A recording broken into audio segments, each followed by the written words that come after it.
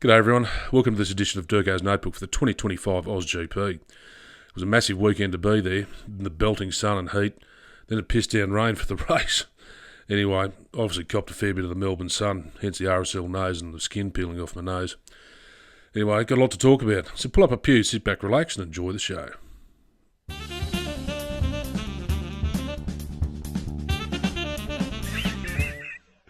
You wouldn't fucking read about it.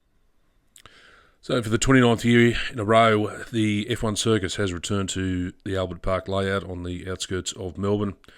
And it's the 28th running of the race there, and it was a major weekend. There was huge crowds. And I was fortunate enough on Friday, thanks to Dave Brentnell, he offered me a seat at the weight stand at turn 10 where I was able to see the action close up.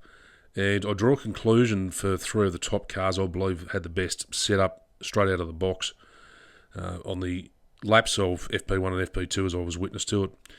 And the first car I've got to say was the most dialed in and settled was the MCL 39. That McLaren at the hands of Norris and Piastri was just on rails. There was just no movement in it.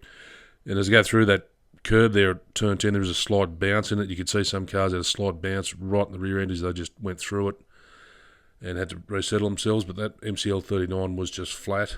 The second car that surprised me was, of course, the VCARB 02, with Hadjar just absolutely hammering the shit out of that thing through the corners to prove himself as a rookie as to what he could do. And also Sonoda wasn't backing off either.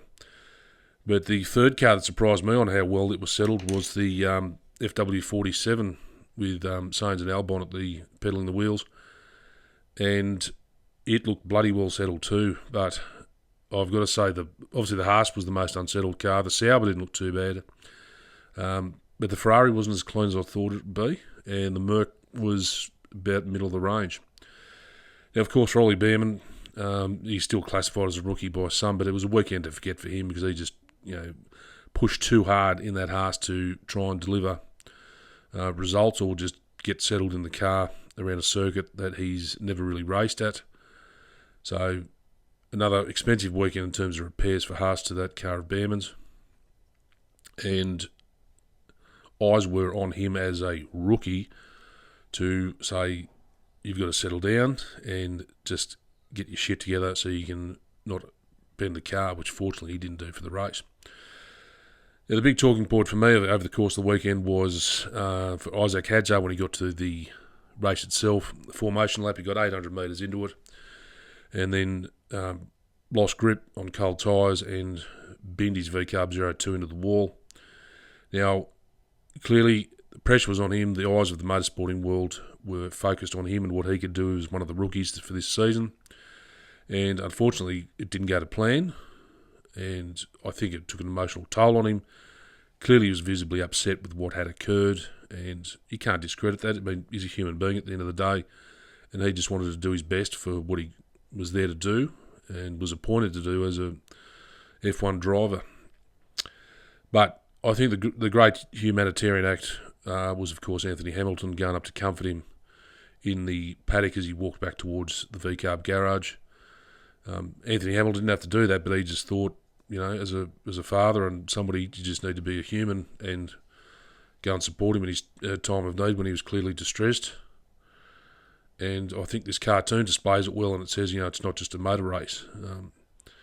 And that there is a human side to F1. But of course, that human side to F1 is cancelled out by the dickhead and stupid, pathetic comments of Helmut Marko, who says it was embarrassing to witness it. Well, I think, Helmut, you've got to retire.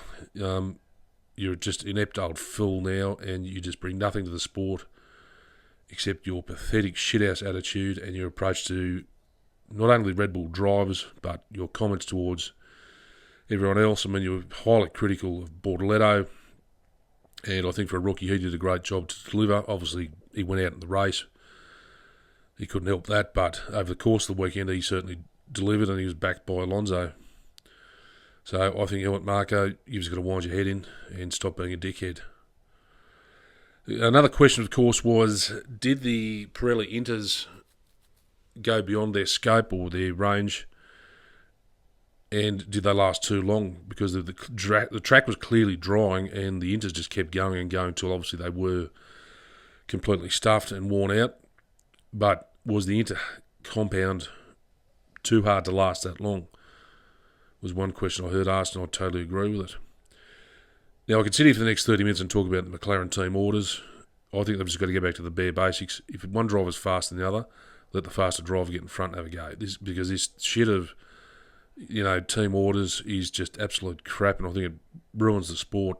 Because we want to see the fastest driver in front, going for it, setting the fastest lap times, delivering for his team at the end of the day. So I'm not going to say I'm in favour of Norris or Piastri either way, but I just think McLaren and this team order shit's just absolute garbage. You got to ask the question, was Bernd Meinlander the lead lap driver for the race? Because he was out there a fair bit, obviously, with the attrition with the likes of Alonso, Doohan, Bortolotto, and Hadjar. I mean, there was, and of course, Sainz, he binned it as well. It wasn't a perfect weekend for a lot of drivers with the attrition, of course, but Bernd Meinlander certainly led a lot of laps.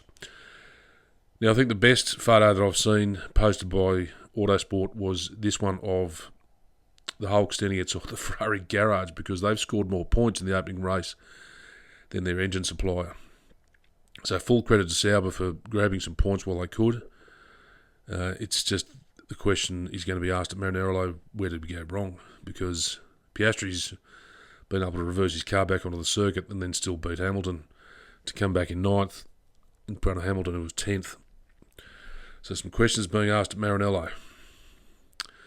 Anyway, great weekend overall, great racing. The first time we've had a wet race in Melbourne, and I think it certainly livened up the action that we were witness to. And the team strategists were wearing themselves out trying to work out what they're going to do. When it was going to rain for 3 minutes and piss down, and then do we go back to Inders? Do we stick to the mediums? What are we going to do for tyre choice? It just really added to the spice of what was a great race overall. So until next weekend when we witness to the Chinese Grand Prix again, I'll say thanks for watching, and I'll see you in a week's time for another notebook after the Chinese Grand Prix.